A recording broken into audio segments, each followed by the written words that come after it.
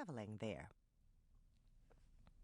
Once Hannah had changed into clothing less hairy, she came back to the kitchen to find Moishe sitting beside an empty food bowl. Since there was no time like the present to try out his new cuisine, Hannah dumped in the senior food and crossed her fingers for luck.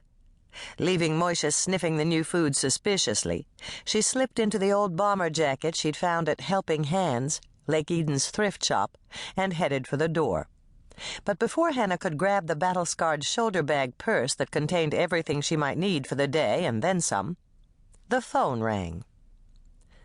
"Mother," Hannah muttered in the same tone she reserved for the expletives she tried not to use around her 5-year-old niece Tracy. It had to be her mother. Dolores Swensen was a genius at calling at precisely the moment that Hannah intended to step out the door. Sorely tempted to let the answering machine bail her out, Hannah thought better of it. Her mother would only call again at an even more inconvenient time.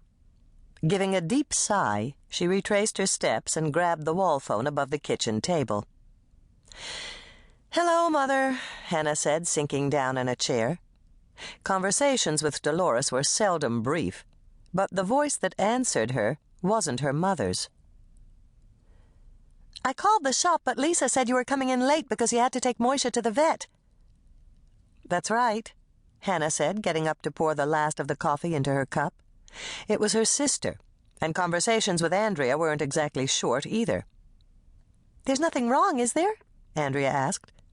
"Only with my ears. Moishe yowled all the way there and all the way back." "He's fine, Andrea. I just took him in for his shots and his yearly checkup."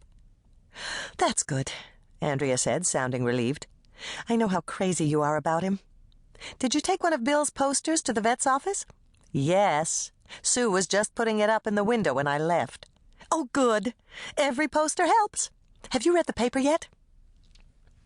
Hannah glanced down at her purse. The Lake Eden Journal, still in its heat-sealed plastic sleeve, was stuck in the side pocket. "I'm bringing it to work with me. I thought I'd read it when I take my break." "Look at it now, Hannah. Turn to page 3. "Okay," Hannah agreed, proceeding to do just that. But page 3 was the editorial section, where she didn't see anything that would account for Andrea's excitement. "Do you see it?" Andrea asked, an "I know something you don't know" note in her voice. "No." "It's the election poll." Hannah bent over the paper for a closer look at the small box Rod Metcalf had been running in the paper for the past month. Then she let out a whoop of excitement. "Bill's running neck and neck with Sheriff Grant." "That's right. I told him we could do it. Of course, the election's still 2 weeks away, and anything can happen, but wouldn't it be wonderful if Bill actually won?" "Absolutely. You've done a wonderful job running his campaign, Andrea." "Thanks. I've got some other news, too." "What's that?" "Doc Knight moved up my due date to the 3rd week in November."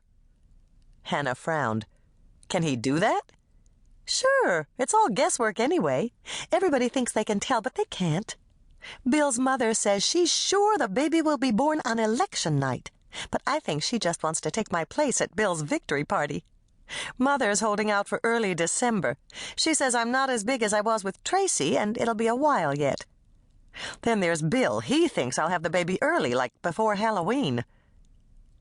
"When do you think it'll be?" "On Thanksgiving Day, just as we're sitting down to dessert." "How can you tell?" Hannah asked. "Is there some sort of sixth sense that expectant mothers have?" "No, it's just that your pecan pie is my favorite part of Thanksgiving dinner. And I'm looking forward to it so much, I just know I'm going to miss it." "You won't miss it. If you have to go to the hospital, I'll bake another pie and bring it to you." "That's so sweet. Thanks, Hannah. I'd better run. Or maybe I should say waddle. My balance is off today. I'll check in with you later." Hannah said goodbye and hung up the phone. She refilled Moishe's water and told him what a good boy he was. And since he appeared to be eating his senior fare without a problem, she crumpled up the tip sheet Dr. Bob had given her and tossed it in the trash. Then she pulled on her gloves and headed out the door. An icy wind greeted Hannah as she stepped outside, and she shivered as she descended the stairs to the ground floor. It was only the middle of October, but it was time to think about resurrecting her.